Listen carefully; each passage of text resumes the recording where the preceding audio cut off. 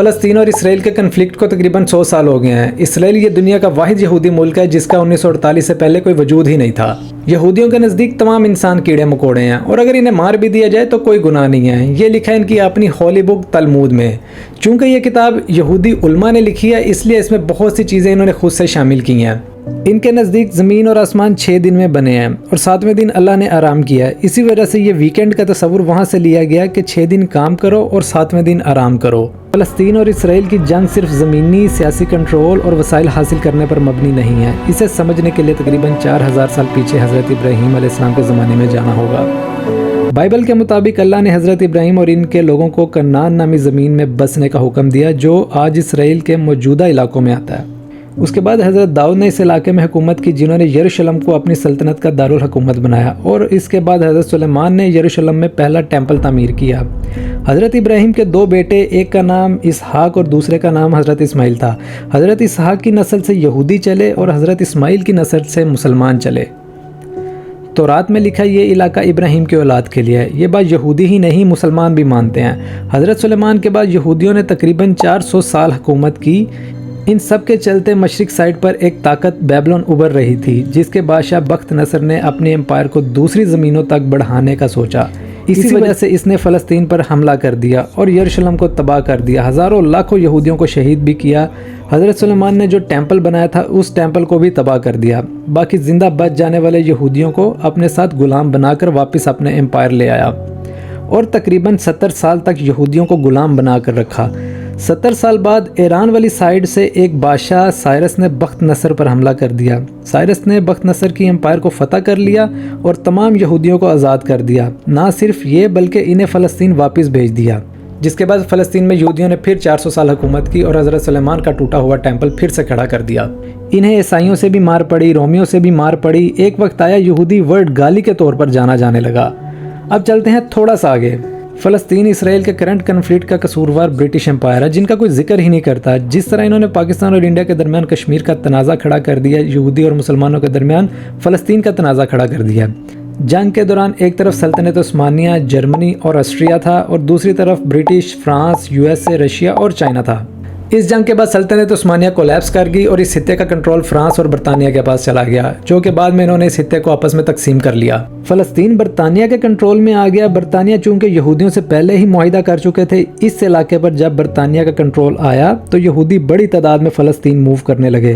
مقامی عرب اور یہودیوں میں مسئلہ تب بڑھنا شروع ہوا جب برطانیہ نے فلسطین میں یہودیوں کا علاقہ مختص کیا۔ اس دوران یورپ میں زائونسٹ موومنٹ بھی زور پکڑنے لگی۔ زائونسٹ موومنٹ کا آئیڈیا یہ ہے کہ یہودیوں کی اپنی ریاست ہونی چاہیے۔ یہودیت صرف ایک مذہب ہی نہیں بلکہ ایک قوم ہے جس کی اپنی اسٹیٹ ہونی چاہیے۔ 1920 سے 1945 کے دوران یہودیوں کی آبادی فلسطین میں بڑھنے لگی۔ یورپ سے کئی یہودی اپنی جان بچا کر اس علاقے کی طرف ہجرت کرتے رہے، خاص طور پر دوسری جنگ کے دوران ہولوکاسٹ سے بچنے کے لیے بڑی تعداد میں فلسطین کی طرف موو کرنے لگے۔ ہولوکاسٹ کیا اور ہٹلر نے کیوں اتنی بڑی تعداد میں یہودیوں کا قتل کیا تھا؟ ہٹلر یہودیوں سے کیوں اتنی نفرت کرتا تھا اور کیوں انہیں جرمنی سے باہر نکال پھینکا اس نے؟ ہٹلر جرمن لوگوں کو دنیا کی بہترین قوم سمجھتا تھا، جس طرح آج بہت سے یہودیوں کے قریب وہی سپیریئر ہیں، باقی سب کیڑے مکوڑے ہیں۔ ہٹلر کا خیال تھا جرمن قوم کو ہی دنیا کی حکمرانی کا حق ہے اور جرمنی کی ترقی کے لیے ضروری ہے کہ جرمن سے تمام بغاوت کرنے والے اور غداروں کو ختم کیا جائے۔ ورلڈ وار 1 میں جرمنی میں رہنے والے یہودیوں نے جرمنی کے خلاف برطانیہ اور اس کے اتحادیوں کا ساتھ دیا۔ جرمنی میں رہ کر جرمن کے خلاف کام کرنا ہٹلر کے نزدیک ناقابل معافی جرم تھا۔ وہ یہودیوں کی پرانی تاریخ سے بھی واقف تھا۔ ایک عیسائی ہونے کے ناطے وہ اس چیز سے بھی واقف تھا کہ کس طرح انہوں نے عیسائیوں کے نبی حضرت عیسیٰ علیہ السلام کو سولی پر چڑھایا تھا۔ اس لیے وہ انہیں کم ظرف قوم سمجھتا تھا اور دنیا کو ان سے پاک کرنا چاہتا تھا۔ ڈاکٹر اسرار کی زبانی ہٹلر نے کس طرح یہودیوں پر ظلم اور بربریت ڈھایا تھا؟ اس صدی میں جو ہوا ہٹلر کے ہاتھوں 6 ملین 60 لاکھ یہودی ختم کیے۔ پورا مشرقی یورپ کا یہودی جو ہے کھینچ کر وہاں سے پکڑ کر جہاں تک ہٹلر کی حکومت بنی تھی، جہاں تک اس کے جو گئے تھے فتوحات کا دائرہ، وہاں سے یہودیوں کو کھینچ کر کنسنٹریشن کیمپس میں لایا گیا۔ پھر خاص مشینیں ایجاد کی گئی، خاص جو ہیں اس کے لیے ایسے بنائے گئے کہ ان کے لیے اب اتنے لوگوں کو قتل کریں گے تو دفن کیا کریں، کیا کریں، how to dispose of the dead bodies, تو اسپیشل پلانٹ بنائے گئے کہ ایک بڑے سے ہال میں داخل ہو رہے ہیں، وہاں سارے کپڑے اتروا لیے تاکہ یہ کپڑے بھی استعمال ہوں بعد میں۔ کہا یہ جاتا تھا کہ تمہارے کپڑوں میں جوئیں پڑ گئی ہیں، تو جوؤں کو اس کو ڈیلاؤس کرنے کے لیے ضروری ہے کپڑے اتار کے آگے گیس کے اندر تاکہ وہ جوئیں ختم ہو جائیں گی۔ پھر ان کے بال اتروا لیتے تھے، عورتوں کے بال بھی شیو کر لیے، مردوں کے بھی۔ ان بالوں سے قالین بنائے انہوں نے جو نازیوں نے اپنے دفتروں میں بچھائے، ہیومن ہیئر کے قالین۔ پھر ان کو لے جا کر ایک گیس چیمبر کے اندر کے سب مر گئے۔ پھر اب وہ بڑے بڑے پٹے جیسے چلتے ہیں مشینیں، بڑے بڑی فیکٹریز کے اندر وہ پٹوں کے اوپر لاشیں چل رہی ہیں۔ پھر ان کا چورا ہو رہا ہے، جیسے کہ کہیں جو ہے وہ گھاس کاٹا جا رہا ہو یا کوئی اور چارہ جو ہے وہ کترا جا رہا ہو۔ پھر کسی خاص قسم کے کیمیکلز کے اندر ان کو تحلیل کیا کہ آخر میں کیا نکل رہا ہے، نہ کسی گوشت کا پتہ، نہ خون کا پتہ، نہ ہڈی کا پتہ، کسی شے کا پتہ نہیں۔ ایک بدبودار سیاہ رنگ کا مائع باہر نکل رہا ہے، اور اسے وہ لے گئے اپنے کھیتوں میں اور اسے بنا لیا کھاد۔ یہ کام اس صدی میں ہوا ہے، ہولوکاسٹ۔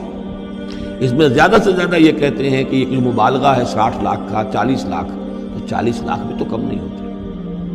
یہ ہٹلر کے اپنے الفاظ ہیں کہ میں نے تقریباً 80% یہودیوں کو دنیا سے ختم کر دیا ہے، اور باقیوں کو اس لیے چھوڑا کہ وہ تمہیں بتائیں گے کہ میں نے انہیں کیوں قتل کیا تھا، جو کہ آج کے یہودیوں کی شکل میں ہمیں نظر آ رہا ہے۔ جس طرح یہ فلسطینیوں پر ظلم ڈھا رہے ہیں، انسان کو انسان ہی نہیں سمجھتے۔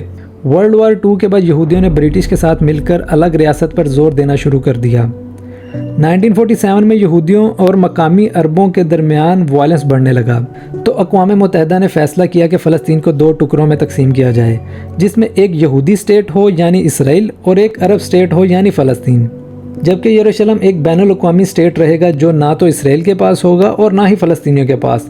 اقوام متحدہ کا یہ پلان یہودیوں نے تو قبول کر لیا، لیکن آس پاس کے عرب ممالک کیونکہ یہودیوں کی رگ رگ سے واقف تھے، اس لیے انہوں نے اس فیصلے کے خلاف ریزسٹنس کی، اور انہیں لگتا تھا کہ فلسطینیوں سے ان کا علاقہ زبردستی لیا جا رہا ہے۔ 14 مئی 1948 کو اسرائیل کا قیام ہوا تو اگلے ہی دن جارڈن، عراق، ایجپٹ، سیریا نے حملہ کر دیا۔ اسرائیل امریکہ اور دوسرے ویسٹرن ممالک کی مدد سے یہ جنگ جیت گیا۔ یہ پہلی عرب اسرائیل جنگ تھی۔ اس جنگ کے دوران تقریباً 7.5 لاکھ فلسطینیوں کو اپنے گھر سے بے دخل ہونا پڑا۔ اس جنگ کے بعد اسرائیل دوسرے فلسطینی علاقوں میں بھی قابض ہو گیا، سوائے غزہ اور ویسٹ بینک کے۔ غزہ ایجپٹ کے کنٹرول میں تھا اور ویسٹ بینک جارڈن کے کنٹرول میں تھا۔ 1967 میں اسرائیل اور عرب ممالک میں ایک اور جنگ کا آغاز ہوا، جس کے نتیجے میں ویسٹ بینک کا کنٹرول اسرائیل کے پاس آ گیا۔ اس وقت غزہ اور ویسٹ بینک میں بہت سے فلسطینی تھے۔ اسرائیل کی طرف سے ان فلسطینیوں کو اپنے آبائی گھر جانے کی اجازت نہ تھی۔ اسرائیل کا کہنا ہے کہ اس سے آبادی بہت بڑھ جائے گی اور ان کی اسرائیلی ریاست کے وجود کو خطرے کا سامنا ہوگا۔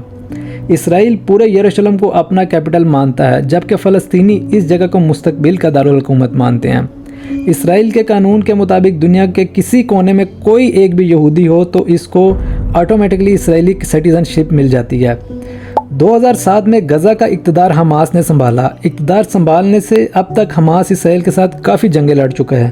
2007 سے اسرائیل نے غزہ کی پٹی کا محاصرہ کر رکھا ہے تاکہ حماس کو آئسولیٹ کر سکے۔ اسرائیل کے کنٹرول کرنے کا مطلب یہ بھی ہے کہ اسرائیل وہاں پہ رہنے والے فلسطینیوں کے پانی، خوراک، بجلی وغیرہ پہ بھی کنٹرول کرتا ہے۔ جتنی بربریت اور ظلم ڈھایا جا رہا فلسطینیوں کے لیے فلسطین آج کسی پریزن سے کم نہیں ہے۔ جنرل گفتگو کرتے ہوئے میں نے اپنی بیگم سے کہا کہ 3-4 لوگ اگر ہمارے سامنے ایک بچی کو اغوا کر رہے ہیں، ان میں سے ایک شخص کے پاس گن بھی ہے، تو ایسی سچویشن میں مجھے کیا کرنا چاہیے؟ دین شی سیڈ کہ ہمیں پلان کرنا چاہیے، اسٹریٹجی بنانی چاہیے اور لوگوں کو قائل کرنا چاہیے کہ آؤ مل کے ان کی مدد کرتے ہیں۔ تو میں نے کہا اتنی دیر میں تو وہ اغوا کر کے لے جائیں گے۔ پھر اس نے کہا 3-4 لوگ ہیں، ان میں سے ایک کے پاس گن بھی ہے، تو ہم کیا کر سکتے ہیں؟ جبکہ لوجیکل آنسر تھا۔ پھر میں نے پوچھا کہ اگر وہ بچی ہماری ہو، تب اس کے منہ سے صرف ایک ہی لفظ نکلا تھا، اللہ اکبر۔ اب کوئی پلان اسٹریٹجی نہیں چلنا، اب ڈو ڈائی والی سچویشن ہے۔ جب انسان کی اپنی ذات پر آتی ہے تو وہ چھلانگ لگاتا ہی لگاتا ہے۔ اب آپ کو اندازہ ہو رہا ہوگا یہ مسلمان حکمران اور افواج کیوں نہیں فلسطین کے لیے نکلتے، کیونکہ مرنے والے بچے، بچیاں، بہن بھائی کسی اور کے ہیں۔ سوال یہ نہیں ہوگا کہ فلسطینیوں کے چیتھرے اڑ رہے تھے، معصوم بچوں کے سینوں میں گولیاں ماری جا رہی تھیں۔ سوال یہ ہوگا کہ تم لوگ دنیا کی بہترین افواج ہونے کا دعویٰ کرتے تھے، پھر بھی خاموشی سے دیکھتے رہے۔ سوال یہ نہیں ہوگا کہ بچے بھوک پیاس سے مر رہے تھے۔ سوال یہ ہوگا کہ تیل کے ذخائر تھے تمہارے پاس، تب بھی تم لوگ ایک بچی کو پانی کا گلاس تک نہ پلا سکے۔ سوال یہ نہیں ہوگا کہ بچیوں کے ساتھ زیادتی ہوتی رہی، عزتیں لوٹتی رہیں۔ سوال یہ ہوگا کہ تم لوگ ایٹمی ہتھیار، جدید ویپن رکھتے تھے، پھر بھی یہ سب ہوتا دیکھ رہے تھے۔ سوال یہ نہیں ہوگا کہ مٹھی بھر یہودی فلسطینیوں پر ظلم اور بربریت ڈھا رہے تھے۔ سوال یہ ہوگا کہ تم 2 ارب سے زیادہ مسلمان بے بس اور بے حس کھڑے تماشا دیکھ رہے تھے۔ آپ کی کیا رائے ہے اس بارے میں کہ فلسطین اور اسرائیل کو الگ الگ ریاست بنا دینا چاہیے یا فلسطین کو اپنے حق کے لیے ڈٹے رہنا چاہیے؟